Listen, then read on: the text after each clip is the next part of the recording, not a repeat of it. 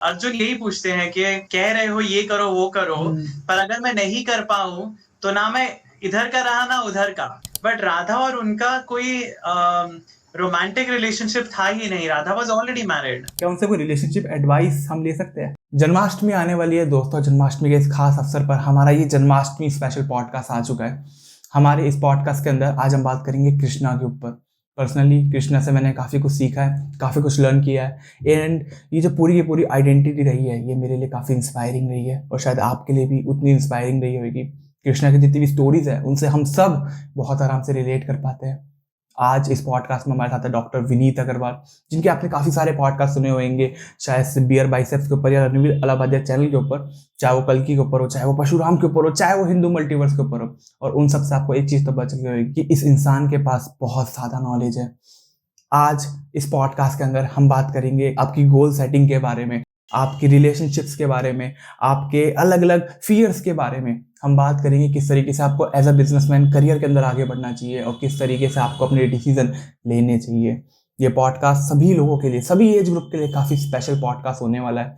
And ये podcast हम काफ़ी दिल से बना रहे हैं डॉक्टर विनीत अग्रवाल जी के साथ। Every episode is available on Spotify 48 hour before anywhere else in the world. तो जाके स्पॉटिफाई पे इस पॉडकास्ट को लाइक करिए, इस पूरी प्लेलिस्ट को लाइक करिए एंड इन्जॉय करिए इस पॉडकास्ट को। अगर आप एक फीमेल है जो इसको देख रहे हैं, आपके लिए भी काफ़ी ज़्यादा प्यारे फैक्ट्स हमने इस पूरे पॉडकास्ट के अंदर डाले हुए हैं, जिसके लिए आपको थोड़ा इंतजार करना पड़ेगा अंत के लिए। बाकी आपको इस पॉडकास्ट में काफ़ी ज़्यादा मजा आने वाला है। अब शुरू करते हैं इस अमेजिंग पॉडकास्ट को with doctor Vineet Agarwal now.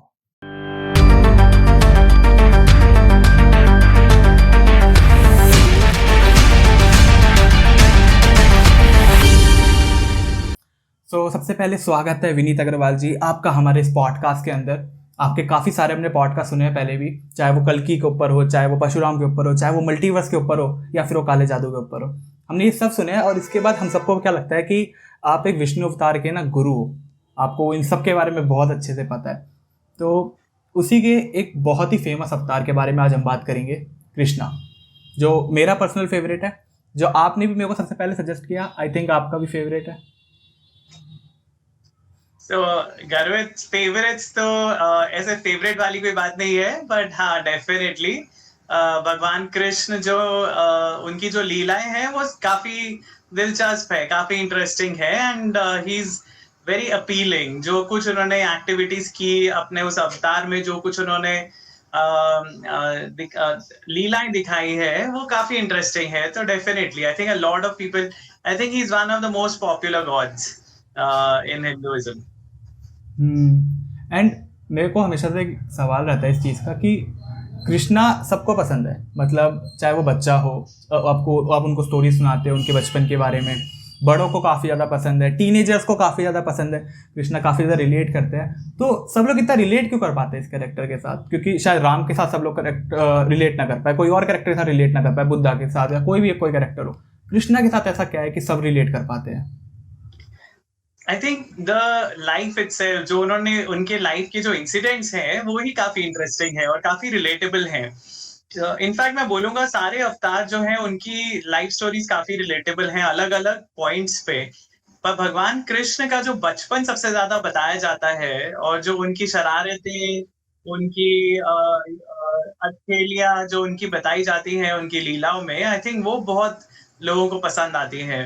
तो एज अ किड बच्चों को हम हमेशा डांटते हैं कि तुम बदमाशी मत करो या तुम शरारतें मत करो, अच्छे बच्चे बन के रहो। और यहाँ पे एक भगवान है जो खुद ही बदमाश है। सो आई थिंक वो तो एक फैक्टर सबसे बड़ा हो जाता है वहां पे उनको पसंद करने का। और जो उन्होंने बाद में भी अपनी लाइफ में लेटर पार्ट में भी जो उन्होंने एक्ट किए हैं उसमें काफी चीजें ऐसी हैं जो बहुत इंस्पायरिंग हैं। जैसे उन्होंने द्रौपदी के मान की रक्षा की, उन्होंने भगवत गीता का प्रवचन दिया, वो भी एक बैटल फील्ड में। और उन्होंने जो भी कार्य किए हैं, द्वारका बनाई, पूरी की पूरी पॉपुलेशन को शिफ्ट कर दिया उनकी प्रोटेक्शन के लिए। तो काफी ऐसी चीजें हैं जो एकदम आउट ऑफ ऑर्डिनरी है, जो लोगों को बहुत आकर्षित करती हैं। सो डेफिनेटली आई थिंक भगवान कृष्ण की तो लीलाएं इतनी हैं और इतनी अद्भुत है कि किसी को भी उनसे प्यार हो जाएगा। एग्जैक्टली सर, अभी आपने उसकी बात करी, द्वारका की बात करी, काफ़ी सारी जगह पे हम और भी अच्छी चीज़ें देखी। डिसीजन मेकिंग उनकी, लीडरशिप क्वालिटीज़ कई जगह पे जो उन्होंने एक्शंस लिए वो कहीं ना कहीं हमें दिखाते हैं कि यार ये कुछ ना कुछ है जिससे मुझे अच्छा लग रहा है ये देखकर। ऐसी एक काफ़ी प्यारी उनकी खूबी थी, वो थी फ्रेंडशिप। कलयुग के अंदर फ्रेंडशिप के अंदर हमें काफ़ी सारे डाउट्स रहते हैं, क्या लोगों को दोस्त बनाना चाहिए नहीं बनाना चाहिए, क्योंकि आजकल कहते हैं कि आप किसी पे भरोसा नहीं कर सकते।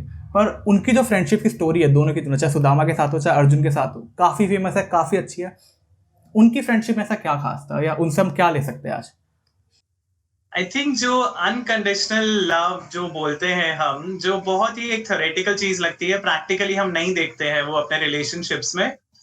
आई थिंक वो एक अनकंडीशनल लव जो है उनकी फ्रेंडशिप्स में वो नजर आता है, चाहे वो अर्जुन के लिए हो, चाहे वो सुदामा के लिए हो, चाहे वो गोपियों के लिए हो। बहुत लोगों को ये गलत धारणा होती है कि उनका रोमांटिक रिलेशनशिप था गोपियों के साथ, पर ऐसा बिल्कुल भी नहीं था। गोपियां जो थी वो उनकी दोस्त थी, उनकी सहेलियां थी, उनसे उम्र में भी बड़ी थी। पर जो उनका प्योर रिलेशनशिप अपने फ्रेंड्स के साथ था, उन्होंने उनकी हेल्प करने के लिए जो कुछ भी किया, आई थिंक वो कोई भी नहीं कर सकता है। और हम अगर देखें, जो भगवत गीता पूरा उन्होंने रिसाइट किया है, वो उन्होंने अर्जुन को इसलिए रिसाइट किया क्योंकि अर्जुन उनके दोस्त थे। वो वहां दोनों सेनाओं के बीच में खड़े होके सारी जितनी सेनाएं वहां एकत्रित हैं, कौरव पांडव, सबको वो भगवत गीता का प्रवचन दे सकते थे। लेकिन उन्होंने वो प्रवचन उसको दिया जो उनका सबसे प्रिय मित्र था। और बहुत जगह उन्होंने ऐसी वो एग्जाम्पल्स दिए हैं जहां पे द्रौपदी, जैसे उनकी मित्र थी, द्रौपदी के साथ उनका कोई रिश्ता नहीं था, पर उन्होंने द्रौपदी का मान तब बचाया जब उनके द्रौपदी के अपने हस्बैंड्स कुछ नहीं कर पा रहे थे। तो और भी ऐसे काफी उनकी थोड़ी सी नोटी सी लीलाएं हैं, जैसे जब वनवास में थे पांडव, तो तब वहां पे दुर्वासा ऋषि को भेजते हैं दुर्योधन। और दुर्वासा ऋषि अपने सारे जितने उनके शिष्य थे, काफी सारे ऋषि मुनियों को साथ लेके जाते हैं उनके आश्रम पे जहाँ पे पांडव रुके हुए हैं। और वहां जाके वो पूछते हैं कि भाई हमें खाना चाहिए, तो आप हमें खाना खिलाएंगे क्या? तो ऑफ कोर्स युधिष्ठिर और पांडवों का फर्ज बनता है उनको भोग खिलाना। तो वो उन्हें बोलते हैं कि आप स्नान करके आइए और हम खाना वगैरह रेडी करते हैं। और द्रौपदी को वो बोलते हैं, और द्रौपदी द्रौपदी के पास अक्षय पात्र है जो सूर्य देव ने दिया हुआ है। पर वो अक्षय पात्र में खाना तब खत्म हो जाता है जब द्रौपदी ने खा लिया हो। जब तक द्रौपदी नहीं खाती तब तक वहां उसमें खाना खत्म नहीं होता है। They could have been unlimited food जो उन ऋषियों को प्रोवाइड किया जा सकता था, पर द्रौपदी ऑलरेडी खाना खा चुकी थी तब तक। और तब द्रौपदी को सिर्फ एक नाम याद आया, कृष्णा। और कृष्ण जी वहां फटाक से पहुंचे और उन्होंने उनको द्रौपदी को जाके पहले उन्होंने तंग किया। उन्होंने बोला मुझे भूख लगी है, मुझे खाना दो पहले। वो जो उनकी नॉटीनेस है ना, जो उनकी शरारत है, वो बहुत ही ज्यादा उनको एंडेयरिंग बनाती है। और वो उनको बोलते हैं कि नहीं, तुम पहले मुझे खाना दो, फिर ऋषियों के खाने की बात करना। और द्रौपदी उनको दिखाते हैं कि ये देखो बर्तन खाली है। और कृष्ण जी को उसमें एक दाना चावल का मिलता है, जो वो लेते हैं और वो उससे अपने मुंह में डालते हुए कहते हैं कि इससे सारे संसार की क्षुधा शांत हो जाए, सारे संसार की भूख शांत हो जाए इससे। I think it is so beautiful. What was he getting out of it? उनका कोई अपना स्वार्थ तो उसमें सिद्ध नहीं हो रहा था, है ना? वो इतनी दूर से वहां पहुंचे सिर्फ अपनी फ्रेंड की, अपने फ्रेंड्स की, बाकी भी द्रौपदी और पांडवों की इज्जत रखने के लिए। यही उनकी यस। खासियत है दोस्ती की। और सर सुदामा के साथ उनका किस तरीके का रिलेशन था? सुदामा तो अब देखिए वो साथ में पढ़ते थे बचपन में, पर और उसके बाद वो कभी नहीं मिले जब तक सुदामा उनके साथ नहीं पहुंचे। मतलब इतने सालों के बाद भी उन्होंने वही रिस्पेक्ट दी और वही उनको मान दिया जो एक एक घनिष्ठ मित्र को दिया जाता है। आपके क्लोजेस्ट फ्रेंड्स को आप कैसे ट्रीट करते हो, वैसे उन्होंने ट्रीट किया in spite of meeting him after many years. So उनका तो, और बिना बोले उन्होंने जो सुदामा के मन में था, ना सुदामा बोल पाए और ना ही कृष्ण जी ने उनसे पूछा कि तुम्हारे मन में क्या है, तुम क्यों आए हो, पर उन्हें पता था। और सुदामा के घर पहुंचने तक उनकी इच्छा पूरी हो चुकी थी। सो आई थिंक उससे ज्यादा बड़ा एग्जाम्पल और क्या होगा सेल्फलेस फ्रेंडशिप का, या सेल्फलेस अनकंडीशनल फ्रेंडशिप का। So, सर आपको ये लगता है कि आज भी मतलब अगर कोई अनकंडीशनल लव अगर करे अपने फ्रेंड को, बेसिकली उनकी हेल्प करे किसी भी तरीके से, उन्हें गाइड करे, तो एक दोस्ती की मिसाल दी जा सकती है? डेफिनेटली, क्यों नहीं, क्यों नहीं। आजकल ऐसा होता नहीं है अनफॉर्चुनेटली, सिर्फ फिल्मों में होता था पहले की। आई थिंक 70s और 80s की मूवीज में बहुत जय दोस्ती के वीरू किस्से types। दिखाए जाते थे, जय वीरू टाइप्स। वो अब तो वो फिल्मों में भी नहीं दिखाते। तो आई थिंक सोसाइटी काफी चेंज हो चुकी है, and unconditional friendships are very rare. इसी के अंदर काफी प्यारी चीज आती है कृष्णा की, जो उन्होंने गीता में भी समझाई, वो थी गोल सेटिंग के ऊपर। कि अगर आपको कोई गोल के ऊपर आपको फॉलो अप करना है, एंड काफ़ी सारी दिक्कतें आ रही है, फिर भी किस तरीके से आप सारी डिस्ट्रैक्शंस को हटा के किस तरीके से अपने गोल को फॉलो कर सके। और उन्होंने अर्जुन को भी वो बेसिकली वही बताया कि आप अपने गोल के ऊपर फोकस रहे एंड बाकी सब चीज़ों के ऊपर ज़्यादा ध्यान न दें। किस तरीके से हम अपने गोल की तरफ फोकस रख सकते हैं? सो देखिए, अर्जुन को तो शुरू से ही बहुत, ही वॉज वेरी लकी कि उनको बहुत अच्छे अच्छे गुरु मिले। द्रोणाचार्य के टाइम से ही हम किससे सुनते आ रहे हैं कि उनकी नजर सिर्फ अपनी चील की आंख पे रहती थी, और सिर्फ वही जो उनका लक्ष्य है वही, उसी की तरफ उनका ध्यान रहता था। तो वो तो एक बहुत सॉर्टेड स्टूडेंट थे। बट भगवान कृष्ण के साथ रह के और उनसे शिक्षा पाके डेफिनेटली उनको, मतलब जो उनको ज्ञान मिला भगवत गीता का, वहीं पे उसी में भगवान ने जो 3 तरीके बताए हैं, ज्ञान योग, कर्म योग और भक्ति योग के, उसमें उन्होंने सबसे रेलेवेंट कर्म योग जो था अर्जुन के लिए, उन्होंने बहुत अच्छे से एक्सप्लेन किया कि तुम्हारा जो गोल है वो सिर्फ तुम्हारी पर्सनल एम्बिशन नहीं है, तुम किस सिचुएशन में हो लाइफ में, उसको ध्यान में रखते हुए आपका गोल होना चाहिए लाइफ का। आप कौन से आश्रम में हैं, आप कौन से वर्ण में हैं, आप कौन सी स्टेज पे हैं लाइफ की, आपकी रिस्पॉन्सिबिलिटीज उसके हिसाब से चेंज होती रहती हैं। सो उस हिसाब से आपका जो भी गोल है वो आपको पूरा करना है, without a feeling of, without having ego that I am doing it. तो ये आपका अहंकार नहीं होना चाहिए उसमें। आप भगवान के नाम पे कर रहे हो, भगवान के लिए कर रहे हो, अपना फर्ज पूरा कर रहे हो, अपना कर्तव्य निभा रहे हो, बस। सो वो जो एक शिक्षा उन्होंने दी थी, वो आई थिंक बहुत बहुत ज्यादा रेलेवेंट है हम सबके लिए, क्योंकि भक्ति हर किसी के बस की नहीं है, ज्ञान योग हर किसी के बस का नहीं है ना। क्योंकि ज्ञान योग के लिए आपको बहुत पढ़ना पड़ेगा, आपको बहुत रिसर्च करनी पड़ेगी, आपको बहुत मनन चिंतन करना पड़ेगा उन चीजों के बारे में। भक्ति योग के लिए आपको एब्सोल्यूट डिवोशन चाहिए भगवान के लिए, जो बहुत सारे लोगों में नहीं होती। We are, lot of us are very sceptical. पर कर्म योग एक ऐसी चीज है जो हम सब कर सकते हैं, और हमें उसमें करने में कोई ऑब्जेक्शन भी नहीं होना चाहिए, क्योंकि कोई हमें भगवान ने ये नहीं बोला कि हाँ तुम अपना काम छोड़ के तुम संन्यास ले लो, तुम सिर्फ मेरी भक्ति करो। भगवान ने अर्जुन को बोला कि तुम्हारा जो काम है वही करते रहो, और उसको बखूबी निभाओ, उसको जितने अच्छे से कर सकते हो उस तरह से करो, ताकि वो भगवान के लिए भक्ति बन जाए। सो आई थिंक उससे बड़ी टीचिंग और उससे ज्यादा रेलेवेंट टीचिंग हमारे लाइफ के लिए अभी नहीं होगी, इस करंट मॉडर्न टाइम के लिए। I think that is the best way to approach god. अपने काम के ऊपर बेसिकली अपने काम को एक तरीके से भक्ति की तरह समझो, एंड उसके ऊपर जस्ट टूट जाओ अच्छे से सुबह शाम, एंड उसी को फॉलो करो। जैसे आप गॉड को फॉलो करते हो, जैसे आप किसी भी चीज़ को फॉलो करते हो, वैसे ही आप उस भक्ति को फॉलो करो जो कर्म योग से जुड़ी हुई है, आपके काम से जुड़ी हुई है।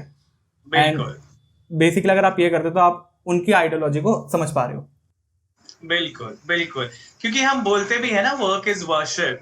सो work can become worship only when you are doing it selflessly. आपको पता है कि ये आपका रोल है लाइफ का।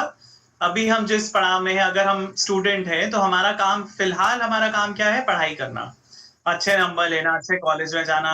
उसके बाद नेक्स्ट स्टेज पे आपका होगा अच्छी जॉब लेना, या हैविंग योर ओन फैमिली, आपको अपना अगर घर बनाना है तो। पर ये सब चीजें जो आप कर रहे हो वो आपकी रिस्पॉन्सिबिलिटी बन जाती है, और काफी लोग उसको लेके बहुत हताश हो जाते हैं कि मैं ये नहीं कर पा रहा हूँ। पर भगवान ये नहीं बोलते हैं, पता है भगवत गीता में बहुत सुंदर चीज उन्होंने बोली है। अर्जुन यही पूछते हैं कि आप कह रहे हो ये करो वो करो, पर अगर मैं नहीं कर पाऊं तो ना मैं इधर का रहा ना उधर का। एग्जैक्टली ये मेरा अगला क्वेश्चन था कि उनका कहना क्या था फियर ऑफ फेलियर के बारे में, या किसी भी टाइप की फियर के बारे में, कैसे फेस करना है उसको। हाँ, तो अर्जुन का जो फियर था फेलियर का, वो यही था कि अगर मैं ये नहीं कर पाऊं, इसमें मैं सक्सेसफुल नहीं हो पाऊं, तो मेरी सारी एफर्ट वेस्ट हो गई, और मैं जो पहले कर रहा था वो भी अब मैं नहीं कर पाऊंगा, और जिस पाथ पे आपने मुझे लगा दिया है वो भी मैं पूरी तरह से नहीं निभा पा रहा हूँ उसको। तो भगवान उसे यही बहुत अच्छी चीज बोलते हैं कि every effort that you have put in it counts. भगवान ये नहीं देख रहे हैं कि तुम सक्सेसफुल हो गए हो या नहीं हो गए हो, तो बहुत अच्छी बात है, पर तुमने मन से कितनी एफर्ट डाली है उसमें, तुमने पूरे मन से लगन से वो काम किया है या नहीं, वो देखते हैं भगवान। तो आपका जो फेलियर है वो फेलियर आपको लग रहा है, भगवान के लिए वो फेलियर नहीं है। आपने जितना एफर्ट डाला है वो सब भगवान नोट करते हैं। तो आपके एफर्ट्स, और यही चीज वैष्णव फिलॉसफी में यही चीज बताई जाती है। तो आपका आपका अल्टीमेट गोल क्या है लाइफ का? टू गेट मोक्ष, निर्वाण, मुक्ति। सो उसके लिए भी बहुत लोग सोचते हैं कि यार मैं इस जिंदगी में तो नहीं कर पाऊंगा, ये तो बहुत मुश्किल काम है, तो अभी तो मुझे बहुत पढ़ना पड़ेगा, स्क्रिप्चर्स पढ़ने पड़ेंगे, पुराण पढ़ने पड़ेंगे, मुझे मेडिटेशन करना पड़ेगा, भक्ति में लीन होना पड़ेगा, वगैरह वगैरह, मैं नहीं कर पाऊंगा। तो ये चीज उसके ऊपर भी उतनी ही सूटेबल है कि आप जितने एफर्ट डाल सकते हो अभी इस लाइफ में, आप वो डालिए। आप कहाँ पहुंचेंगे उससे ज्यादा इंपॉर्टेंट है आपने कितना एफर्ट डाला है, क्योंकि जो आपने एफर्ट डाले हैं वो आपको अगले जन्म में काम आएंगे। आपकी नेक्स्ट लाइफ में वो एफर्ट आपको एक ऐसे पेडेस्टल पे लाके खड़ा करेंगे जो यहाँ से आगे आपको बढ़ने में मदद करेगा। आपको दोबारा जीरो से शुरू नहीं करना पड़ेगा। तो भगवान के लिए हमेशा आपकी एफर्ट्स इंपॉर्टेंट है। आपका सक्सेस और फेलियर बहुत सब्जेक्टिव है। एक इंसान के लिए, अगर स्टूडेंट्स भी हैं, अगर जैसे क्लास में किसी स्टूडेंट के लिए गोल होता है कि मुझे 95 से अबव चाहिए, दूसरे स्टूडेंट के लिए गोल होता है कि मुझे पास होना है। तो सक्सेस का डेफिनेशन ही एकदम अलग है सबके लिए। सो वो बहुत सब्जेक्टिव चीज है। भगवान ये देखते हैं आप कितना एफर्ट डाल रहे हो और कितने मन से आप वो काम आप अपना कर्तव्य निभा रहे हो। सर आपको लगता है कि अगर जैसे आज जितने भी सक्सेसफुल लोग हैं, किसी की बात कर लीजिए, उन्होंने शायद अपने पिछले जन्म के अंदर कुछ ऐसे कर्म किए होंगे जिनका आज जाके उनको सही रिजल्ट मिला है इस जन्म में आके। डेफिनेटली गर्वित, जो हम काम इस जन्म में कर रहे हैं उनका भी हमें क्लियरली नजर आता है रिजल्ट, एक्शन और रिएक्शन, राइट। अगर हम पढ़ाई करेंगे अच्छे से तो हम पास होंगे, नहीं करेंगे तो फेल होंगे। ये तो मतलब बहुत क्लियर एक्शन और रिएक्शन नजर आता है हमें अपनी इसी लाइफ में। और काफी चीजें ऐसी होती है जो हमारे कंट्रोल में नहीं है। आप कैसी फैमिली में पैदा हुए हो, आपके इकोनॉमिक सर्कमस्टांसेस कैसे हैं, आप कौन से सिटी में पैदा हुए हो, आपके वहाँ स्कूल एजुकेशन अपॉर्चुनिटीज कैसी हैं। तो बहुत सारे फैक्टर्स है जो हमारे कंट्रोल में नहीं है। They are dependent on a previous karma. हमारे पिछले लाइफ के कर्म जो थे उनके बेसिस पे हमें इस लाइफ में एक ऐसी सिचुएशन में डाला जाता है जो हमारे पिछले जन्मों के कर्मों के कारण है। पर अब हम इस जन्म में क्या काम कर रहे हैं, क्या कार्य ऐसे कर रहे हैं जिनसे हम अपनी पोजीशन बेटर बना सकते हैं, अपनी फैमिली की बेटर बना सकते हैं, अपनी सोसाइटी को बेटर बना सकते हैं और भगवान तक पहुंच सकते हैं, वो हमारे ऊपर है। तो बहुत लोग ये क्वेश्चन पूछते हैं कि अगर सब कुछ डेस्टिनी में लिखा हुआ है तो फिर हमारे हाथ में क्या है? पर ये बहुत गलत धारणा है। हर चीज भगवान ने नहीं लिखी हुई है आपके। हमारे बहुत जैसे ब्रॉड माइलस्टोन्स लाइफ के क्या होंगे वो हमारी डेस्टिनी में लिखे होते हैं, बट हम उन तक कैसे पहुंचेंगे, कितना टाइम लगाएंगे, उस तक जाने का रास्ता क्या होगा, वो सब हमारे हाथ में है। और उसमें भी हम उनको भी मॉडिफाई कर सकते हैं। जैसे जो मेरी फर्स्ट बुक थी विश्वामित्र जी पे, उसमें पूरी स्टोरी वैसी है कि उनकी डेस्टिनी थी एक राजा बनना, और वो राजा थे। उन्होंने अपने बहुत उन्होंने लड़ाइयां लड़ी, उन्होंने अपने किंगडम को एक्सपैंड किया। पर जब उनका एनकाउंटर होता है वशिष्ठ के साथ, ब्रह्म ऋषि वशिष्ठ के साथ, जो राम जी के भी गुरु थे बाद में, जब उनका एनकाउंटर होता है वशिष्ठ ब्रह्म ऋषि के साथ, तो उन्हें रियलाइज होता है कि अभी तो मेरे पास कुछ भी नहीं है, मेरी जो भी अचीवमेंट है कुछ भी नहीं है, मुझे और बहुत ज्यादा अचीवमेंट्स करनी पड़ेंगी, स्पिरिचुअल अचीवमेंट्स करनी पड़ेंगी। और उन्होंने अपनी डेस्टिनी से लड़ाई करके ही बिकेम अ ब्रह्म ऋषि, जो वशिष्ठ के लेवल तक के ब्रह्म ऋषि बने, वो सप्त ऋषि बने। सो एक बहुत एक इंटरेस्टिंग चीज है कि डेस्टिनी उन दोनों का इक्वल रोल है हमारी लाइफ में। पिछले कर्मों का रोल आता है डेस्टिनी में, और प्रेजेंट कर्म जो है वो हमारे फ्री विल के ऊपर है, और हम उससे अपना फ्यूचर बर्थ या अपना इस लाइफ का फ्यूचर भी चेंज कर सकते हैं। ऑल्सो आपने जो बात करी नाकामयाब होने की, कि किस तरीके से भगवान ये नहीं देखते कि आप उसमें आपको सक्सेस मिली है या नहीं मिली। ये सेम वैसे भी लगती है जैसे कि स्टीव जॉब्स ने एक बार कहा था, वो सबसे फेमस लाइन है कनेक्टिंग द डॉट्स वाली, कि आप पीछे देख के चीज़ों को कनेक्ट कर पाते हैं, कि कोई भी चीज़ अगर आपके साथ हुई है वो कहीं ना कहीं जाके आपको हेल्प कर सकती है।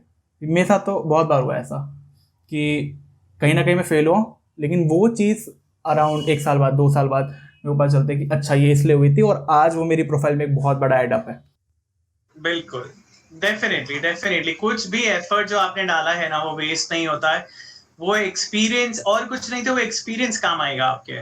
जो भी अगर आपको जो उस टाइम लगा था कि बहुत बड़ा फेलियर है, पर उससे भी आपको कुछ ना कुछ सीखने को ही मिला होगा। सो वो चीजें हमेशा आपकी लाइफ, पूरी लाइफ में आपके काम आएंगी, वो एक्सपीरियंसेस।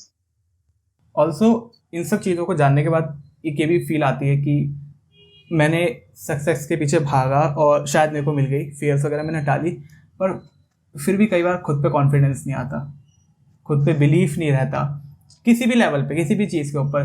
क्या पता मुझे लग रहा हो कि मेरे एक्शंस गलत हो सकते हैं, क्या पता मुझे लग रहा हो कि क्या पता मेरे को ये नहीं करना, ऐसी कई सारी चीज़ें होती है। उसके बारे में क्या हमने सीखा कृष्णा से, जो उन्होंने गीता में सिखाया, एंड कंप्लीट उनकी स्टोरी से भी। भगवान कृष्ण की हम मतलब भगवत गीता तक भी जाने की हमें जरूरत नहीं है। उनकी जो अर्ली लाइफ थी, आप देखिए उन्होंने कितने दुख झेले। He was always smiling, always happy. वो हमेशा नटखट बन के सबको हंसाते रहते थे, सबको खुश रखते थे। पर आप ये देखो कि उनकी अपनी लाइफ में कितनी ट्रेजेडीज हुई है। उनके माता पिता को बंदी बना दिया गया, उनके पैदा होते ही उनको ट्रांसफर कर दिया गया, जहां वो एक प्रिंस के रूप में होते, प्रिंस की लाइफ जीते, उनको ग्वालों के साथ जीना पड़ा, ग्वालों के साथ बड़ा होना पड़ा। He made the best out of the situation. उन्होंने कभी, उनके बड़े होके भी उन्होंने कभी बाद में क्रिब नहीं किया कि यार मेरी लाइफ क्या हो सकती थी और क्या हुई। उन्होंने एंजॉय किया ईच मोमेंट लाइफ का, जो भी थे, जो चाहे वो अच्छे मोमेंट से चाहे वो खराब मोमेंट से। बचपन से ही उनके ऊपर कितने अटैक्स हुए, कंस के भेजे हुए राक्षस जो थे। चाहे हम स्टोरीज को सच माने या एग्जैजरेशंस माने, डेफिनेटली कुछ ना कुछ हिस्टोरिकल उसमें इनपुट जरूर होगा कि उनकी लाइफ के ऊपर मल्टीपल अटैक्स हुए। जब वो बड़े हो रहे थे, जब तक वो टीनेज तक पहुंचे, तब तक भी उनकी कंटिन्यूअस राक्षसों के अटैक्स हो रहे थे। ही डेल्ट विद एवरीथिंग। उसके कारण उनको पूरे उनके गांव को उनको शिफ्ट होना पड़ा एक जगह से दूसरी जगह, ताकि उनको थोड़ी सेफ्टी मिले। उन्होंने इतनी सारी चीजें देखी है अपनी लाइफ में। अपने ही मामा ने उनको मारने की कोशिश की, अपने आपके क्लोजेस्ट जो संबंधी होते हैं उसी ने आपको मारने की कोशिश की, वो भी कई बार। और फिर फाइनली फेस टू फेस भी उन्होंने, मतलब एरिना में, जहाँ पे वो सब, जहाँ मथुरा में जब वो पहुंचे और जब वहां पे वो पूरी द्वंद्व ऑर्गेनाइज किया हुआ था, चाणूर और मुश्तिक और सब पहलवान वगैरह थे, तो वहां आप इमेजिन करो कि एक टीनेजर को, एक बच्चे को कैसा लगेगा कि उनका मामा जो राजा है वो वहां बैठ के ऑर्डर दे रहा है पहलवानों को कि इन 2 बच्चों को मार दो। So imagine he dealt with so many difficult situations जो हम appreciate नहीं करते।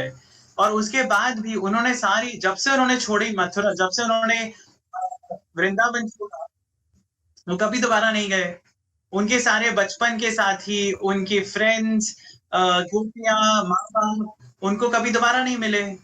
इनफैक्ट महाभारत में सिर्फ एक बार दोबारा मेंशन है, आई थिंक, जहां एक, आई थिंक, सूर्य ग्रहण होता है कुरुक्षेत्र में, जब वहां पे भगवान कृष्ण भी आते हैं द्वारका से, और वृंदावन के ग्वाले भी आते हैं वहां जाके ये लोग दोबारा मिलते हैं। So he never meets them again. और कितने लोग उन्होंने अपनी जिंदगी के खोए, but still he kept smiling, he kept making friends. वो जिनको भी मिले उनके साथ अच्छे से रहे, उनको अपना बेस्ट 100% देते रहे। आई थिंक उससे ज्यादा मतलब और क्या बोल सकते हैं हम, किसी से लर्न करने के लिए। उससे ज्यादा एक और चीज क्या होगी कि किसी भी सर्कमस्टांस में, किसी भी सिचुएशन में आपको हताश नहीं होना है। 16-17 बार जरासंध ने अटैक किया, इसीलिए उनको द्वारका शिफ्ट करना पड़ा। मूविंग फ्रॉम, अगर हम आज पढ़ाई के लिए घर से बाहर निकलते हैं, हमें पता है कितनी मुश्किल होती है किसी नए शहर में जाके रहना, किसी नए कल्चर में जाके रहना। उन्होंने खुद भी मूव किया, अपनी पूरी की पूरी प्रजा को मूव करवाया, नई एक सिटी बनवाई, और उसमें उसको भी उन्होंने समृद्ध बनाया। So it's a very difficult thing to do. हम एक इंडिविजुअल होके हम नहीं कर पाते, उन्होंने तो पूरा का पूरा शहर बसाया। सो आई थिंक बहुत कुछ है ऐसा सीखने का उनकी लाइफ से। आई थिंक इनकी जितनी भी सारी क्वालिटीज हमने देखी, कोई भी और इंसान होता शायद ट्रॉमा में आ चुका होता अभी तक। पर बिल्कुल नहीं हुआ ऐसा कुछ भी, या मे बी एंगर इश्यूज के चलते कुछ करता कि इतना सब हो रहा है कि अब आपके अंदर इतना गुस्सा भर चुका है कि आप जस्ट चाहते हो कि मैं किसी ना किसी तरीके से चीजों को निकालूं। बिल्कुल। एंगर इश्यूज से कैसे डील करते हैं? बिल्कुल बिल्कुल। और उन्होंने ऐसा नहीं कि एंगर कभी दिखाया है, उन्होंने दिखाया एंगर जहां जरूरत थी। तो बट लेकिन उन्होंने वो एंगर को अपनी लाइफ पे हावी नहीं होने दिया। उन्होंने ये नहीं कहा कि बस अब मैं ये एंग्री यंग मैन बन के ही रहूंगा। he dealt with everything suitably। जहां एंगर की जरूरत थी वहां उन्होंने एंगर दिखाया, जहां प्यार की जरूरत थी, डिप्लोमेसी की जरूरत थी। I think he was one of the best diplomats of his time. जो उन्होंने पीस ट्रीटी के लिए भी, कौरवों से भी उन्होंने पीस ट्रीटी की बात की, वो खुद गए बात करने के लिए कि महाभारत की वॉर टल जाए। इनफैक्ट जब दुर्योधन और अर्जुन दोनों आए उनसे द्वारका में हेल्प मांगने, he didn't refuse दुर्योधन को उन्होंने पूरी नारायणी सेना दी, जिसके कारण कौरवों की सेना बहुत ज्यादा बढ़ गई। it overpowered पांडवों की सेना। Still he said okay, because he was ready to help, and I think he knew what to do in what situation, उनको कहाँ पे कैसे बिहेव करना है। अगर आप ये देखिए कि काफी लोगों को ये भी डाउट्स होते हैं कि अरे उन्होंने इतनी शादियां क्यों की, और उनकी इतनी सारी पत्नियां थी, हजारों पत्नियां थी उनकी। कृष्ण जी की 16,108 रानियां थी। आप इमेजिन करो, लोगों को ये भी नहीं पता कि ऐसे इतना बड़ा नंबर कैसे हुआ। इनफैक्ट 16,100 जो थी, उसमें से जो रानियां थी उनकी, वो सारी ऐसी एब्डक्टेड औरतें थी जिनको नरकासुर ने अपने अपने घरों से उठाया हुआ था। वो सारी किडनैप्ड एंड मोलेस्टेड प्रिंसेसेस थी जिनको नरकासुर ने अलग अलग रेड्स में कैप्चर करके अपने हैरम में बंदी बना के रखा हुआ था। तो 16,100 औरतें जिनके पास कोई जगह नहीं थी कहीं जाने की, जिनके फैमिलीज उनको एक्सेप्ट करने के लिए रेडी नहीं थी दोबारा। आप इमेजिन करो, उन 16,100 औरतों की रिस्पॉन्सिबिलिटी कृष्ण जी ने अपने सर पे ली। उन्होंने बोला कि मैं आपको सोसाइटी में वो मान दिलवाऊंगा। वो कृष्ण की पत्नियां कहलाई। मतलब इतना बड़ा मान के जो एक आज की डेट में भी अगर कोई ऐसा इंसिडेंट हो जाए, लोगों को बहुत शर्म आती है सोसाइटी में डील करने में। और अगर कुछ ऐसा इंसिडेंट हो जाता है किसी लड़की के साथ, how many people are there today to support her. और यहाँ पे उन्होंने 16,100 लड़कियों की इज्जत उन्होंने अपने नाम के साथ जोड़ी। बहुत बड़ी चीज है ये, गर्वित। मतलब हम समझते नहीं है, हम मजाक उड़ाते हैं या लोग हंसते हैं, लोग समझते नहीं कि उन्होंने कितना बड़ा काम किया था। अभी सोशल वर्क के नाम पे हम बहुत सारी चीजें बोलते हैं, करनी चाहिए, ये होना चाहिए, वो होना चाहिए। He saved 16,000, more than 16,000 women, so I think बहुत बहुत चीजें हैं उन्होंने जो की हैं जो अनअप्रिशिएटेड गई है। और जो हमें समझ में ही नहीं आई, और हम इसीलिए उनको उनको बहुत लाइटली लेते हैं। कंप्लीटली So, अगर इसको आज अगर हम कंपेयर करके देखें कि 16,000 लड़कियों के साथ कुछ भी ऐसा होता है, एंड कोई भी ऐसा इंसान जो कि काफ़ी फेमस है एंड काफ़ी एक अच्छी फिगर है बाहर, वो आके कहता है कि मैं इन सब की रिस्पॉन्सिबिलिटी लूंगा, वो अपने आप ही रिस्पेक्ट सबसे ले लेगा। बिल्कुल बिल्कुल। हम्म। अब देखो, ऐसा नहीं है कि आज की डेट में ये सब चीजें नहीं हो रही। हमें पता है आइसिस ने क्या किया या बोको हराम ने क्या किया। मतलब बहुत सारे ऐसे इंसिडेंट्स हो चुके हैं जो सामने आए हैं, और उनका क्या हुआ विक्टिम्स का किसी को नहीं पता कि वो विक्टिम्स कहाँ हैं, उनका क्या हुआ। यज़दीस के साथ जो हुआ, बहुत सारी चीजें ऐसी हो रही हैं हमारे वर्ल्ड में, अभी भी चल रही हैं। कौन है जिसमें इतनी ताकत है कि वो सामने आके उनको अपना सके या उनको वो इज्जत दिला सके जो कृष्ण जी ने काम किया था। आई थिंक जो उन्होंने किया, इसीलिए उनको भगवान माना जाता है। और चाहे आप उनकी डिविनिटी में विश्वास करो या नहीं करो, पर उन्होंने जो एक्ट किए हैं वो जरूर उनको भगवान के लेवल तक ले जा सकते हैं। आई थिंक उनकी डिसीजन मेकिंग और चीज़ों को अडेप्ट करने की क्षमता, और ये सब चीज़ें ही थी जिन्होंने कृष्णा बनाया। बेसिकली ये फिगर, कृष्णा फिगर बनाया जो इतना ज़्यादा लोगों के लिए रिलेटेबल है, इतना ज़्यादा लोग उसे पसंद करते हैं आज भी, और उस टाइम भी करते थे। तो हमने स्टोरीज में ये सुना है कि एक ऐसी फिगर थी जिसको जस्ट आप देख के उनको डिस्क्राइब नहीं किया जा सकता वर्ड्स के अंदर अभी भी ऐसा। तो ये जितनी भी क्वालिटीज़ है, ये सब एक इंसान आज के दिन देखता है। वो इंसान है कोई भी बिजनेसमैन, कि मेरे को अच्छी डिसीजन मेकिंग मिल जाए, मेरे को अडेप्टेबिलिटी आ जाए, मैं किसी तरीके से क्लेवरनेस लेकर आ पाऊँ, और मैं किसी तरीके से भी ऐसा कुछ कर पाऊँ कि मेरी मार्केट में डिमांड हो मेरी। क्योंकि एक मैंने चीज़ पढ़ी थी कहीं पे कि कृष्ण जो थे वो अपनी डिमांड बनाते थे अपने आप को कम अवेलेबल करा के। वो हर टाइम अवेलेबल नहीं होते थे, इसलिए उनकी डिमांड ज़्यादा थी। तो कोई भी बिजनेसमैन जो होगा वो यही 4 चीज़ चाहता है। एक तो अडेप्टेबिलिटी, डिसीजन मेकिंग अच्छी हो, क्लेवरनेस एंड डिमांड। कोई भी बिजनेसमैन अगर इसे देख रहा है, वो क्या सीख सकता है कृष्णा से अपने बिजनेस के लिए, अपने माइंडसेट के लिए? बिजनेस के लिए तो मैंने कभी ऐसे एनालाइज नहीं किया, पर उनकी जो qualities I think decision making की थी, वो तो डेफिनेटली हर किसी प्रोफेशनल के काम आएंगी। चाहे आप जॉब में हो, चाहे आपका खुद का काम है, चाहे आप बिजनेस में हो या एग्रीकल्चर में हो या कहीं पे भी हो। आई थिंक जो उनकी क्वालिटीज डिसीजन मेकिंग की है, कहाँ पे सही टाइम क्या है वो चीज करने का। कभी कभी जैसे अब जरासंध जब अटैक कर रहा था, उन्होंने इतनी बार लड़ाई लड़ी, जरासंध को हराया, लेकिन फाइनली ही डिसाइडेड दैट इसमें रिसोर्सेज खत्म हो रहे हैं हमारे। एवरी टाइम ही अटैक्स, एवरी टाइम हमें उसे काउंटर करना पड़ता है, हमारे रिसोर्सेज डिप्लीट होते जा रहे हैं। लड़ाई लड़ना is not an easy thing.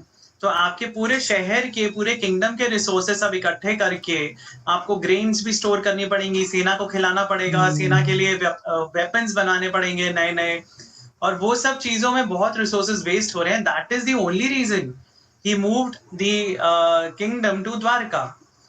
उन्होंने सिर्फ सोच के कि हमारे जो ये तो एक नेवर एंडिंग मेनेस बन गया है जरासंध का, तो जब तक जरासंध को न्यूट्रलाइज नहीं करते, हम अपने रिसोर्सेज क्यों खत्म करें? इससे अच्छा हम अपने रिसोर्सेज यूटिलाइज करेंगे एक नई जगह बनाने के लिए। I think that's a very valuable lesson for business also. काफी बार हम लोग ऐसे सिचुएशंस में फंस जाते हैं कि जहां हमने पैसा डाला है और वहां नुकसान ही होता जा रहा है, और फिर हमें लगता है कि नहीं अब इसमें इतना पैसा डाल दिया है तो इसको कैसे छोड़ो। लेकिन अगर वो आप पैसा जो और आप उसमें डालने का सोच रहे हो, उसकी जगह अगर आप कुछ और शुरू कर सकते हो जो ज्यादा प्रॉफिटेबल हो, you should think about it. So it was very similar what Krishna did. तो उनका जो लाइफ के इंसिडेंट्स हैं, उससे बहुत चीजें पता चलती हैं कि प्रैक्टिकली हम क्या क्या इसमें यूज कर सकते हैं। एक उनका इंसिडेंट है स्यामंतक मणि का, जिसमें एक यादव ही था जिसको सूर्यदेव से स्यामंतक मणि गिफ्ट में मिली थी। तो वो स्यामंतक मणि ऐसी थी, it is like the philosopher's stone जो वेस्टर्न मेथोलॉजी में बोलते हैं कि it could turn everything into gold. So Samantak Mani ऐसी थी कि जिसके पास वो होगी उसके पास रोज गोल्ड का एक ढेर इकट्ठा हो जाएगा। हर सुबह वो उठता था तो उसके पास गोल्ड का ढेर इकट्ठा हो जाता था। और समंतक मणि के लिए काफी वो हुआ, फिर स्ट्रगल हुआ कि वो किसके पास जानी चाहिए। और भगवान कृष्ण के ऊपर बीच में ये इल्जाम भी लगाया गया कि उन्होंने वो चुराई है, क्योंकि जो जिसके पास वो समंतक मणि थी वो शिकार के लिए गया था जंगल में, और वहां उसको शेर ने मार दिया था। और वो मणि शेर को अच्छी लगी, चमकती हुई चीज, तो वो अपने डेन में ले गया था, जिससे वो जाम्बवंत ने ले ली। जाम्बवंत जो रामायण के टाइम से थे, he's one of the longest living characters of our scriptures। तो जाम्बवंत ने वो उस शेर को मार के वो समंतक मणि अपने पास रख ली थी। और फिर कृष्ण जी को जाम्बवंत से जाके लड़ना पड़ा था वो समंतक मणि लाने के लिए, वापस अपना नाम क्लियर करने के लिए कि मैंने ये नहीं चुराई है। और उन्होंने वापस लाके उस जो जिसकी वो मणि थी उसकी फैमिली को ही उन्होंने दी। उन्होंने ये नहीं कहा कि अब मैं अपने पास रखूंगा, इतना उसमें से गोल्ड मिल रहा है। तो काफी डिसीजंस जो हमारे बिजनेस के होते हैं ना, बहुत बार मनी के बेसिस पे होते हैं, पर काफी जगह आपको अपनी रेप्यूटेशन का भी ध्यान रखना चाहिए। आई think that's a very important lesson कि मनी इज नॉट एवरीथिंग। आपकी रेप्यूटेशन क्या है, स्पेशली अगर आपका खुद का काम है तो आपकी जो रेप्यूटेशन है, अभी जो सिस्टम चल रहा है एप्स पे रेटिंग्स का, वो क्या है, वो रेप्यूटेशन ही है ना। अगर हमने कल को जोमेटो पे किसी रेस्टोरेंट को अच्छी रेटिंग नहीं दी, या उबर पे या ओला पे किसी ड्राइवर को अच्छी रेटिंग नहीं दी, उसका काम खराब हो रहा है। That's your reputation. So in any business that is also important. आपका नाम क्या है। आज कई कंपनीज ऐसी हैं जिनको लोग बोलते हैं कि ये चोर कंपनीज हैं, बहुत बड़ी बड़ी कंपनीज, पर कई कंपनीज ऐसी हैं जो इक्वली उतनी बड़ी हैं और उनकी बहुत इज्जत की जाती है, बिकॉज एवरीबडी नोज कि ये लोग प्रोसीजर्स SOPs फॉलो करते हैं। ये लोग, मतलब अंदर क्या होता है किसी को नहीं पता, बट रेप्यूटेशन उनकी बनी हुई है। So that is very important. I think that's another lesson to learn from Krishna's life, कि आपको सिर्फ पैसा नहीं देखना है, आपको रेप्यूटेशन भी देखनी है, जो बहुत इंपॉर्टेंट है अपने काम के लिए। आई थिंक वो एक प्यारी सी चीज़ आती है कि किसी भी चीज़ को स्टार्ट करने से ज़्यादा उसको छोड़ना मुश्किल होता है, और वो पूरी की पूरी स्टोरी से समझ आता है हमको कि अगर आपने कुछ भी स्टार्ट किया है उसे छोड़ना ज़्यादा मुश्किल है। वो क्वालिटी उनके पास थी कि कब चीज़ों को सही टाइम पे आके छोड़ना है। बिल्कुल। हमने उनकी डिसीजन मेकिंग के बारे में बात करी। ये मेरे एक दोस्त का क्वेश्चन था कि क्या कृष्णा का कोई ऐसा डिसीजन था जो गलत था कहीं ना कहीं, जो लगे कि हाँ ये डिसीजन गलत भी था, क्योंकि डिसीजन मेकिंग अच्छी सबको पता है, क्या कोई ऐसा डिसीजन भी था जो गलत था? देखो, बहुत लोग बोलते हैं कि कृष्ण जी लड़ाई, जैसे गांधारी ने बोला था कि आप ये युद्ध रुकवा सकते थे, कि मतलब had Krishna been very forceful और वो युद्ध रुक सकता था। और गांधारी ने बोला कि तुम्हारे कारण मेरे सारे बेटे मरे, तो इसीलिए गांधारी ने श्राप भी दिया था बाद में कि यादव भी सब ऐसे ही आपस में लड़के मरेंगे, और पूरी यादव डायनेस्टी जो थी वो उसी तरह डिस्ट्रॉय हुई बाद में। पर तो अलग अलग नजरिए हैं ये देखने के, लेकिन कृष्ण जी के हिसाब से अगर हम सोचें तो उन्होंने कोशिश की थी, वो पीस का प्रस्ताव लेके गए थे, शांति प्रस्ताव लेके गए थे कुरु राजमहल में। दुर्योधन ने वो नहीं एक्सेप्ट किया, उसमें उनकी कोई गलती नहीं है। या आप अगर कोई चीज बोल सकते हैं कि उन्होंने राधा को क्यों छोड़ा, तो वो भी लोग क्वेश्चन पूछते हैं, बट राधा और उनका कोई रोमांटिक रिलेशनशिप था ही नहीं। Radha was already married, but they were friends or they were soulmates, not physical husband and wife, they were not physically lovers, they were soulmates। उनका जो कनेक्शन था वो उस लेवल का था जो हम इमेजिन भी नहीं कर सकते, जो हम सोच भी नहीं सकते कि आपका किसी के साथ इतना अच्छा कनेक्शन है कि आप उसके बारे में सोचो और वो पर्सन वहां पहुंच जाए। उनका कनेक्शन वो था सोलमेट्स का, क्योंकि काफी पुराणों के हिसाब से राधा और Krishna they are eternal lovers, but in Gokul, not on earth। उनकी एक स्टोरी है ब्रह्म वैवर्त पुराण से, कि जिसमें उनके ही एक फ्रेंड होते हैं, वो उनको बोलते हैं कि तुम्हारा सेपरेशन हो जाएगा। और जो स्पिरिचुअल यूनिवर्स में गोकुल धाम है, जैसे धरती पे गोकुल धाम, वैसे ही स्पिरिचुअल यूनिवर्स में गोकुल धाम माना जाता है जहाँ पे राधा और कृष्णा इकट्ठे रहते हैं। पर धरती पे जब वो आए तो उनको एक श्राप साथ में मिला हुआ था कि वो साथ में नहीं रह पाएंगे। तो काफी बैक स्टोरीज हैं जो वो एक्सप्लेन करती है। पर अगर आप कृष्ण जी के हिसाब से देखो, अगर आप ये सब बैक स्टोरी में ना भी जाओ, he was a teenager who was going out to the city, और वो सिटी में जाके ऑब्वियसली उनके नए एक्सपीरियंसेस होने थे, उनके नए दोस्त बनने थे, उनकी एजुकेशन बाद में स्टार्ट हुई। वो मथुरा गए, उसके बाद ही फिर उनकी एजुकेशन स्टार्ट हुई, तब तक तो उनकी एजुकेशन ही नहीं थी। बाद में जो संदीपनी मुनि के वो आश्रम में गए और वहां पे उन्होंने जहां सुदामा उनके फ्रेंड बने, ये सब चीजें बाद में हुई। तो उनकी लाइफ का एक पुराना फेज खत्म हो चुका था, this was the next phase.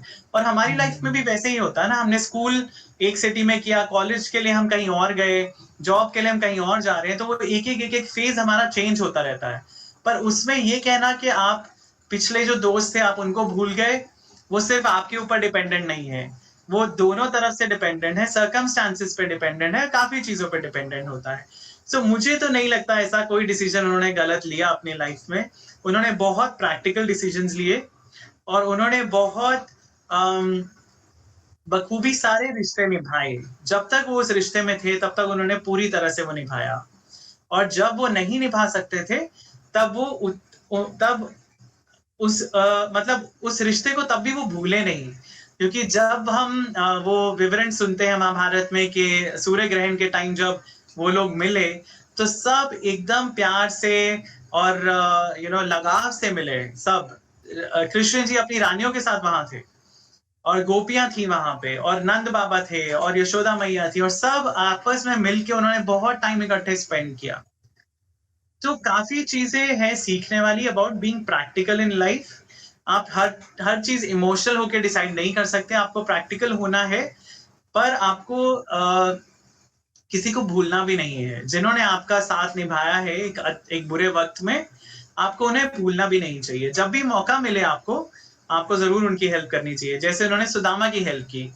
और जब आपके पास वो कैपेसिटी है या कैपेबिलिटी है to help somebody, you should do it whether the person asks for it or not. Also Radha ji जो थे, आपने ऐसा बताया कि टीनेज के टाइम की बात थी, एंड टीनेज में हमने शुरुआत में बात करी पूरी की पूरी कि किस तरीके से उनके लाइफ में अलग अलग चुनौती आई थी। तो आई थिंक वो एक ऐसी और चीज़ थी जिसकी वजह से उनकी जो रिलेशनशिप थी काफ़ी ज़्यादा गहरी हो गई और ज़्यादा। डेफिनेटली वो तो मतलब आई एम सरप्राइज कि वो अगर भगवान नहीं थे तो उन्होंने कैसे सरवाइव किया। मतलब कोई भी इंसान इतना मेंटल ट्रॉमा में चला जाता कि बार बार मेरे ही साथ क्यों हो रहा है। ऐसे बड़े बड़े भयानक, अगर हम उनको, आप इमेजिन करो, चलो हम उनको असुर नहीं मानते, हम मानते हैं कोई नेचुरल फिनोमेना था। सो एक फिनोमेना है तृणाव्रत वाला जिसमें वो साइक्लोन होता है। तो उन्हीं के साथ क्यों हुआ कि वो साइक्लोन में भी वो फंसे फिर भी वो बच गए। ठीक है, एक दूसरी स्टोरी है अघासुर वाली, आई थिंक, जिसमें वो बहुत जायंट पाइथन होता है और उसके मुंह को गुफा समझ के वो सब अंदर चले जाते हैं।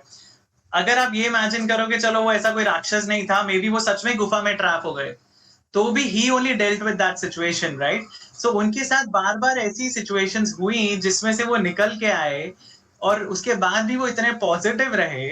I think definitely that would have impacted his relationships also. Definitely.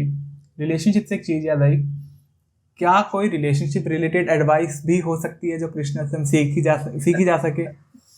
क्यों नहीं है, क्यों नहीं, बिल्कुल। ऑब्वियसली जिनकी स्टोरी ही रिलेशनशिप के ऊपर इतनी कमाल की है, इतनी प्यारी है, क्या उनसे कोई रिलेशनशिप एडवाइस हम ले सकते हैं? बिल्कुल। आपको देखिए, जो भी अब 16,108 रानियां, उनको किसी भी रानी को कोई कंप्लेन नहीं थी, क्योंकि अब वो भगवान थे, उनके लिए पॉसिबल नहीं था। ऑफ कोर्स हम लोग तो इतना इमेजिन भी नहीं कर सकते, पर आपकी लाइफ में अगर एक रिलेशनशिप भी है तो आपको उसको कितनी वैल्यू देनी है, वो हमें कृष्ण जी से सीखने वो मिलता है। क्योंकि जब नारद मुनि उनको विजिट करते हैं द्वारका में, भागवत पुराण की जो स्टोरी है, तो उसमें वहां वो देखते हैं हर महल में हर रानी का एक अपना महल है और हर महल में रानी के साथ कृष्ण जी बैठे हुए हैं। तो मतलब ये था कि उनका मतलब ये तो एक स्टोरी है जो भक्ति मोड में है कि भगवान ने इतने रूप बना दिए कि किसी को भी निग्लेक्ट फील नहीं हो, बट प्रैक्टिकली इट इम्प्लाइज कि he was spending good time with all of them. वो हर एक को उतना अटेंशन दे रहे थे जितना दे सकते थे, जितना उनके लिए पॉसिबल था, और सब में इक्वल अटेंशन वो डिवाइड कर रहे थे। तो काफी लोग अब रिलेशनशिप्स को लेके हमारे प्रेजेंट टाइम में होता है कि अरे आप गर्लफ्रेंड के पीछे आपने इतना टाइम लगा दिया कि आप अपने माँ बाप को भूल गए, या काफी मैरिड कपल्स में ऐसा होता है, या एक बार बच्चे हो गए तो आप अपने हस्बैंड को भूल गए, या आप अपने माँ बाप को उतना टाइम नहीं दे पा रहे हो जितना आप अपनी फैमिली को दे सकते हो। सो आई थिंक उनसे ये चीजें बहुत सीखने की हैं कि जो भी लोग आपकी लाइफ में इंपॉर्टेंट हैं, या जिनको भी आपने अपनी रिस्पॉन्सिबिलिटी बनाया है, या जिनकी रिस्पॉन्सिबिलिटी आपने ली है, उनको आपको ही संभालना है, और कोई नहीं आएगा ना उनको संभालने के लिए। वो आप ही के माँ बाप हैं, वो आप ही की पत्नी या आप ही के बच्चे हैं, या आप ही के मतलब जो भी आपका जेंडर है उसके हिसाब से, तो वो आप ही की रिस्पॉन्सिबिलिटी है, and you have to manage your time. And that is a very beautiful thing to learn from Krishna, that उन्होंने कैसे अपना टाइम मैनेज किया कि वो इतने सारे लोग जो उनके सराउंड करके थे, उनके उतने ही बच्चे भी थे, फिर उनकी जितनी रानियां थी उतने ही बच्चे भी थे, और फिर उन सबको कैसे उन्होंने हैंडल किया होगा। उनकी लाइफ में जो बाकी चीजें चल रही थी, ये तो द्वारका में हो रहा था, लेकिन हस्तिनापुर में कुछ और अलग ही चल रहा था कौरवों और पांडवों का। जो महाभारत हुई वो तो उनकी लड़ाई भी नहीं थी, यादव तो उसमें इन्वॉल्व भी नहीं थे, और यादव सेना पूरी कौरवों की साइड चली गई क्योंकि दुर्योधन आया था मांगने, और फिर भी कृष्ण जी ने अर्जुन को टाइम दिया, अर्जुन को अटेंशन दिया, अर्जुन को गाइडेंस दी। I think there are so many things गर्वित, मतलब हम जितना बात करें उनके बारे में उतना कम है कि जो कुछ हम सीख सकते हैं रिलेशनशिप्स के लिए। आपको ये नहीं देखना कि किसमें मेरा फायदा है, जो आपके साथ खड़ा था या जो आपका प्रिय है लाइफ में, आपके जो क्लोज है लोग लाइफ में, उनके साथ आपको खड़ा रहना ही चाहिए, और उनको आपको अटेंशन देनी ही चाहिए। काफी काफी ज्यादा एकदम, मतलब आपके एक तरीके से सारे के साथ जितने भी सवाल होते दिमाग के अंदर वो एक एक करके क्लियर होते रहते हैं, वैसी चीज हुई है। अगले क्वेश्चन के ऊपर बढ़ते हैं। अगला क्वेश्चन आई डोंट नो कितना ज़्यादा रिलेवेंट होगा या नहीं होगा, पर वो है फेमिनिज्म के ऊपर उनका टेक बेसिकली, क्योंकि फेमिनिज्म का पूरा टॉपिक एक बार थोड़ा साइड कर दे, लेकिन अगर इस हिसाब से भी सोचे कि अगर आप एक मेल हो और अगर किसी फीमेल के साथ कुछ गलत हो रहा है तो आप उस टाइम पे कैसे रिएक्ट करते हो, अगर मैं इस चीज़ को फेमिनिज्म बोलूँ थोड़ी देर के लिए तो इस चीज़ के ऊपर का क्या टेक था, क्योंकि हमें पूरी द्रौपदी वाली स्टोरी पता है। बिल्कुल बिल्कुल, आई थिंक मतलब एक ऐसी सिचुएशन जहां पे द्रौपदी के हस्बैंड्स भी कुछ नहीं कर पा रहे थे, और they weren't clear how to handle the situation, और क्योंकि उनके सारे बड़े कुरुजन वहां पे थे, और द्रौपदी ने आके सभा में आके सवाल किया वो सब कुरुजनों से कि ये मतलब कौन सी नीति के हिसाब से ये सही है जो हुआ है। And they were all very confuse, क्योंकि रूल्स ऐसे थे।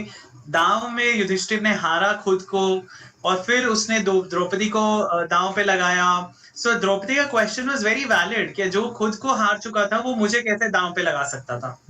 सो there was a legal confusion there, actually legal terms में जो बड़े बूढ़े थे वहां पे बैठे हुए, भीष्म पितामह या Dronacharya, they were confused at the legality of it. But Krishna ji के लिए it was very clear कि एक औरत का अपमान हुआ है, यहाँ पे एक स्त्री का अपमान हुआ है जो नहीं होना चाहिए था। He was ready to protect her modesty. He did not think legal क्या है और धर्म के अनुसार क्या है, धर्म के विपरीत क्या है। सही चीज ह्यूमैनिटी है।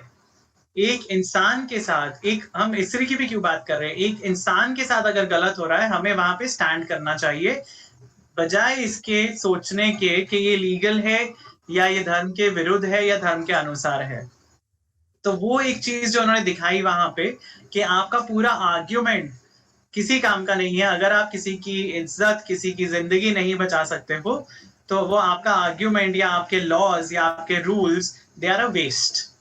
तो कृष्ण जी ने अपनी पूरी लाइफ में यही दिखाया कि रूल्स जो हैं वो जब तक रेलेवेंट है तब तक फॉलो करने चाहिए, उसके बाद the rules have to change, sometimes you have to break the rules and you have to create new rules. So सिर्फ फेमिनिज्म की बात नहीं करें, सिर्फ विल टॉक अबाउट ह्यूमैनिज्म कि इंसान के लिए क्या ज्यादा सही है, बजाय इसके कि हमारी लॉ बुक्स क्या कहती हैं, हमारी रिलीजियस बुक्स क्या कहती हैं, हमारी इंसानियत क्या कहती है, वो ज्यादा इंपॉर्टेंट है। और एक यही इंसिडेंट नहीं, बहुत सारे इंसिडेंट्स हैं उनके लाइफ के ऐसे, जिसमें उन्होंने कोई ऐसी चीजें की जो कोई सोच भी नहीं सकता था करने की। बेसिकली आई थिंक लॉ ये कहता है कि आपको किसकी मदद करनी चाहिए, एंड कृष्णा थिंकिंग का या ह्यूमैनिज्म का है अगर हम, वो ये कहता है कि आपको उस पर्टिकुलर मोमेंट पे किसकी मदद करनी चाहिए। बिल्कुल बिल्कुल। अब जब हमने ये सब चीज़ें देख ली है, इसलिए मेरे को लगा कि अब ये क्वेश्चन सबसे रिलेवेंट होने वाला है एकदम एंड में आके, धर्मा है क्या, व्हाट इज धर्मा, क्या एक्चुअल धर्म है मेरा या किसी का भी, क्या मकसद है, क्या धर्म है एक इंसान का उसकी लाइफ में। गर्वित बहुत सिंपल है, इसमें पता है हम धर्म और रिलीजन और उस सब कंफ्यूजन में पड़ जाते हैं। धर्म सिर्फ वो है जो आपकी लाइफ के हिसाब से, आपकी प्रेजेंट सिचुएशन के हिसाब से, आप जिस स्टेज पे हो उस स्टेज पे सही चीज क्या है करने की, दैट इज योर धर्म। तो एक टाइम में जब आप पढ़ाई कर रहे हो, आपका ब्रह्मचर्य धर्म चल रहा है, तो उसमें आपका क्या धर्म, बेसिकली धर्म क्या है, नॉलेज गेन करना। जब आप गृहस्थ आश्रम में हो, when you are married, when you are a householder, you are earning, you have a job, आपका धर्म है कमाई करना सही ढंग से, अपनी फैमिली की देखभाल करना, सोसाइटी की देखभाल करना। और हाउस होल्डर से सबसे ज्यादा एक्सपेक्टेशंस होती हैं। 3 ऋण बताए जाते हैं जो एक हाउस होल्डर को पूरे करने होते हैं, जो हम अपनी पूरी लाइफ में एक हाउस होल्डर की सिचुएशन में ही पूरे कर सकते हैं, क्योंकि तब हम कमाई कर रहे हैं, तब हम कमा रहे होते हैं। As a student we are not earning, बाद में रिटायरमेंट के बाद वी आर नॉट अर्निंग। तो ये जो बीच का फेज है when we are earning, that is the only time when we can do these things. हमें 3 ऋण क्या है, एक ऋण होता है हमारा अपनी कल्चर के लिए, हमारे गुरुओं के लिए, हमारे टीचर्स के लिए, साधुओं के लिए, कि जो उनकी टीचिंग्स हैं हम उनको पढ़ें, हम उनकी नॉलेज को समझें और अपनी अगली जनरेशन को पास ऑन करें। एक वो ऋण होता है towards our culture and our history. Second ऋण जो है हमारा वो है टुवर्ड्स आवर सोसाइटी, कि हम सोसाइटी को प्रोपोगेट करने में मदद करें। हम हमारे जो बच्चे पैदा हो रहे हैं, पहले तो आप बच्चे पैदा कीजिए, आप संतान पैदा कीजिए और उनको सही शिक्षा दीजिए, ये दूसरा ऋण है। और तीसरा ऋण जो होता है वो होता है भगवान के लिए या देवताओं के लिए, कि जो उन्होंने हमारी ब्लेसिंग्स दी हैं, हम उनका थैंक्स करें उनको।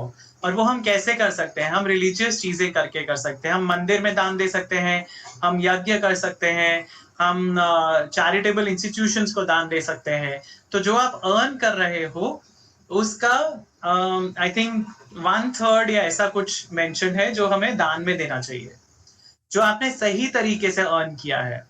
बहुत सारी जो चीजें हैं सोसाइटी की, वो सब उससे सॉर्ट आउट हो जाती है, क्योंकि काफी लोग ऐसे हैं जो खुद कमा नहीं सकते, या काफी लोग हैं जो बहुत डिपेंडेंट हैं, या जो बीमार हैं, या जो मेंटली चैलेंज्ड हैं, या जो सोसाइटी के अंडर प्रिविलेज लोग हैं। उनकी मदद कैसे होगी, उनकी उस दान से ही मदद हो सकती है।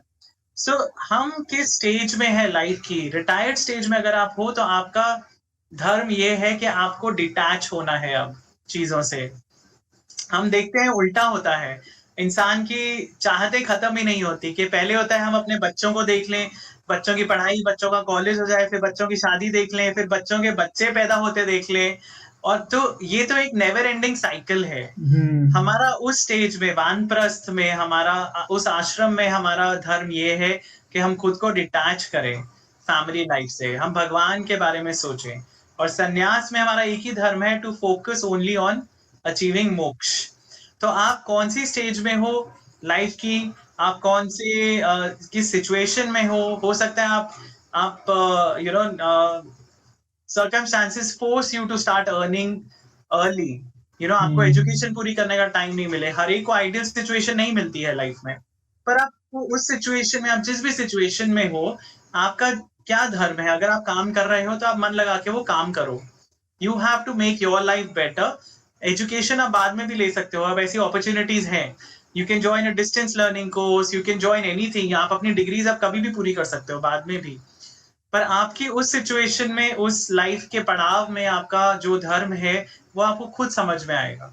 हमें कहीं से पढ़ने की, कहीं किसी शास्त्रों को खोल के देखने की जरूरत नहीं है, हम खुद समझ सकते हैं। एक डॉक्टर की का धर्म क्या है? मरीज को बचाना। एक सोल्जर का धर्म क्या है? अपने कंट्री की रक्षा करना। सो बहुत सारी चीजें बहुत सेल्फ एविडेंट है, हमें कंफ्यूज होने की जरूरत ही नहीं है। अब चलते हैं सर इस पॉडकास्ट के एकदम लास्ट क्वेश्चन के बारे में, एंड वो लास्ट क्वेश्चन यही है कि एज अ पर्सन मैं किस तरीके से कृष्णा, ऑब्वियसली कृष्णा बिल्कुल कम्प्लीटली तो नहीं बन सकता, बट एज अ पर्सन हम किस तरीके से कृष्णा जैसे बन सकते हैं, या एज अ पेरेंट किस तरीके से अपने बच्चों को ऐसी लर्निंग दे सकते हैं कि बड़े होकर वो अच्छे काम करें।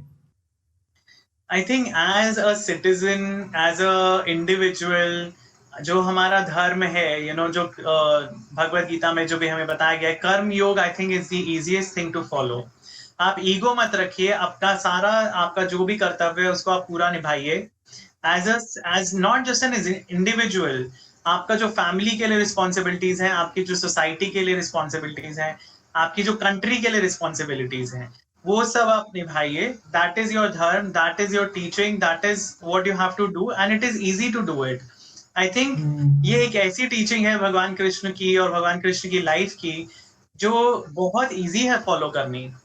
So I think that is one, and second, हम अगर अपने बच्चों को क्या शिक्षा देना चाहते हैं, उसमें उनको सही और गलत की शिक्षा देना बहुत जरूरी है।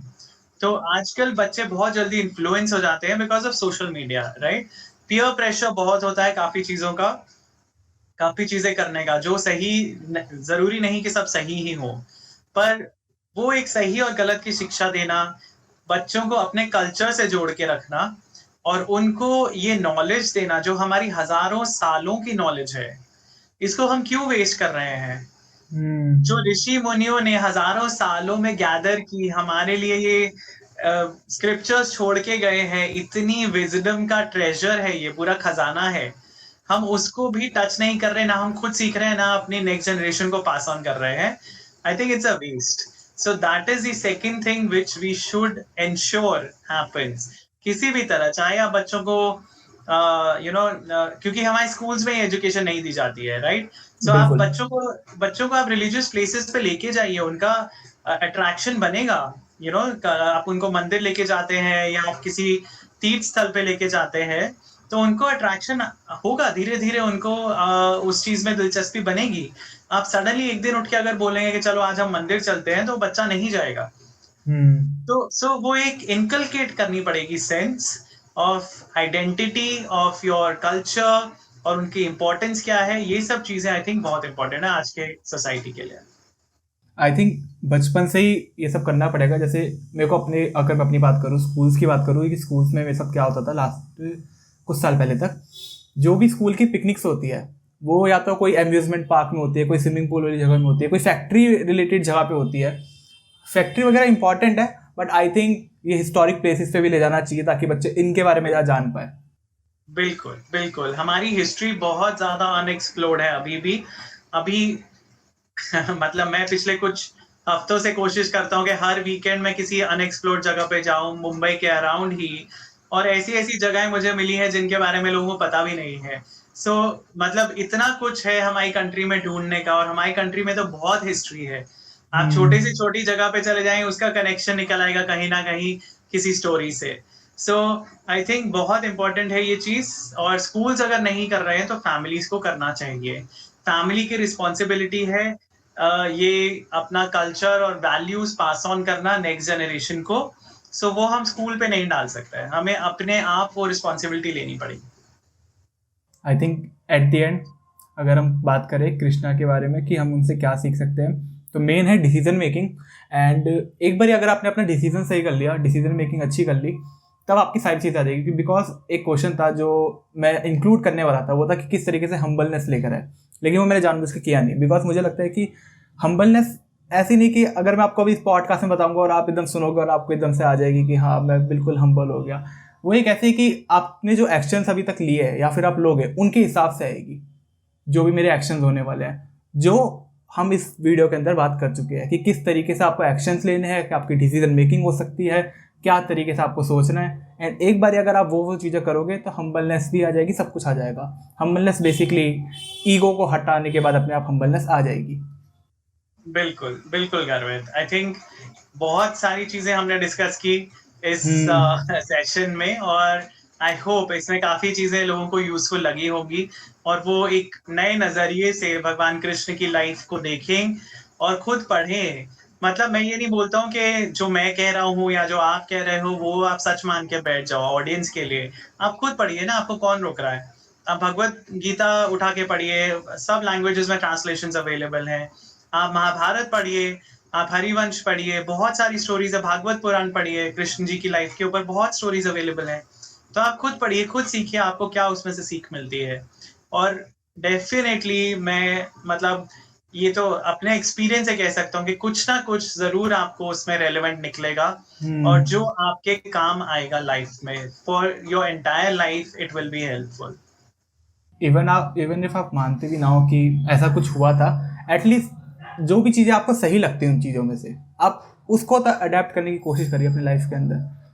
ठीक है, जरूरी नहीं है, क्या पता ना हुआ, कोई बात नहीं, लेकिन अगर आपको ये चीज़ सही लग रही है तो आप उसे अडेप्ट क्यों नहीं करना चाह रहे फिर? बस इसलिए क्योंकि आपको लग रहा है कि वो हुआ नहीं है कभी भी। बिल्कुल नहीं गर्वित, इट्स इमटेरियल।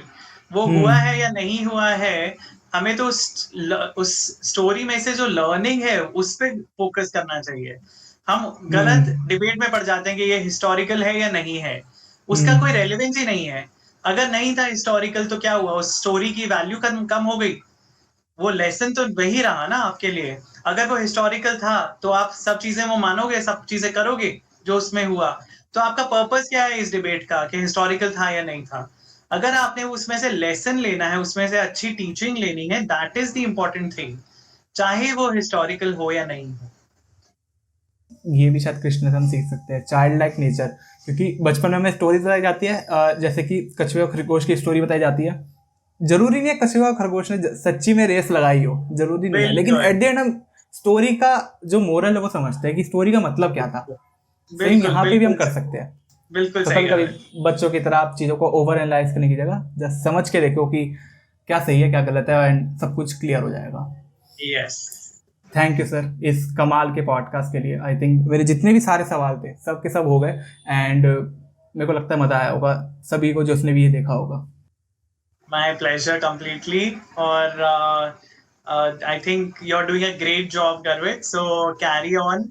और ये आजकल की जनरेशन के ऊपर रिस्पॉन्सिबिलिटी है to pass on this knowledge.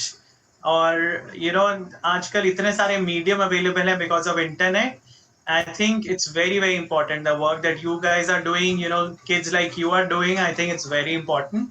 So carry on and keep it up. So I hope आपका podcast और नई नई audiences तक पहुंचे and you reach great heights in your life. Thank you sir, thank you. So दोस्तों, ये था हमारा पॉडकास्ट डॉक्टर विनीत अग्रवाल के साथ कृष्णा के ऊपर। मेरे को लगता है कि आपने काफ़ी कुछ इसे सीखा होगा। मैंने पर्सनली काफ़ी कुछ सीखा इसको रिकॉर्ड करते टाइम और शायद इसे सुनते टाइम जब मैंने बार बार इसे सुना। एंड ये पॉडकास्ट काफ़ी ज़्यादा बेहतरीन था। थोड़े वक्त बाद अब जन्माष्टमी के बाद आपका अक्टूबर आएगा। अक्टूबर के अंदर हमें दशहरा मिलेगा, दिवाली मिलेगी, एंड हम सोच रहे हैं कि इसके ऊपर हम एक स्पेशल पॉडकास्ट चालू करें, शायद राम के ऊपर, शायद रावण के ऊपर, शायद सीता के ऊपर या लक्ष्मण के ऊपर। आप नीचे कमेंट करके बताएं कि कौन सा पॉडकास्ट आपको सुनना है, किस से आप सबसे ज़्यादा सीखते हैं या फिर किस चीज़ से आप सबसे ज़्यादा सीख सकते हैं, ये आप हमें नीचे कमेंट में बताएं। डॉक्टर विनीत अग्रवाल को हम वापस लेकर आएंगे इस पॉडकास्ट के ऊपर। इस पॉडकास्ट को आपको सपोर्ट करने की ज़रूरत है। 1 महीने या 2 महीने से काफ़ी वक्त तक इस पॉडकास्ट के ऊपर कोई पॉडकास्ट आया नहीं। उसका कारण ये था कि मैंने एक कम्युनिटी पोस्ट में आपको बताया था हम क्वालिटी के ऊपर ज़्यादा फोकस करने वाले हैं, और क्वालिटी को मेंटेन करने के लिए आपको गेस्ट अच्छे चाहिए होते हैं। एक अच्छे गेस्ट की ज़रूरत होती है अगर आपको एक अच्छा पॉडकास्ट चाहिए। हम क्वांटिटी नहीं, हम क्वालिटी बढ़ाना चाहते हैं, इसलिए हमने ये 2 महीने का ब्रेक लिया, लेकिन विनीत अग्रवाल सर को लेकर आए हैं यहाँ पे। इसी तरीके से अगर पॉडकास्ट लेट आता है तो समझिए कि अगला पॉडकास्ट और भी बेहतर होने वाला है पिछले वाले से।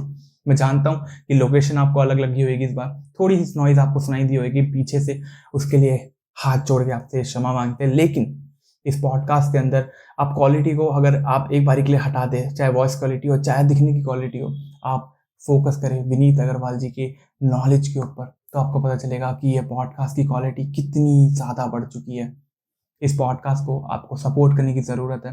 ना आप हम लाइक मांगेंगे, ना हम शेयर मांगेंगे, लेकिन हम एक चीज़ जो मांगेंगे वो है व्यू। आप इसे शेयर करें अपने दोस्तों के साथ, अपने रिलेशनशिप में जितने साथ है आप उनके साथ, या फिर अपने परिवार वालों के साथ, क्योंकि इससे हर कोई सीख सकता है। अगर आपने इसे एंड तक देखा है तो ये बात तो आपको समझ आ गई कि ये पॉडकास्ट काफ़ी नॉलेजेबल है, काफ़ी सीखने वाला है। इस पॉडकास्ट को सपोर्ट करें, कमेंट करके बताएं अगला कौन क्या गेस्ट हो सकता है या किस चीज़ के ऊपर हो सकता है, हम उसको कवर करेंगे। एंड इसी के साथ हम विदा लेते हैं इस बेहतरीन पॉडकास्ट से। बाय। तो FAQ यानी फ्रीक्वेंटली आस्क्ड क्वेश्चंस जो शो था, हम इस पे काम करना हमने 2006 में चालू किया था। The idea was to build a edutainment show जिसमें हम एजुकेशन और एंटरटेनमेंट दोनों साथ में करें।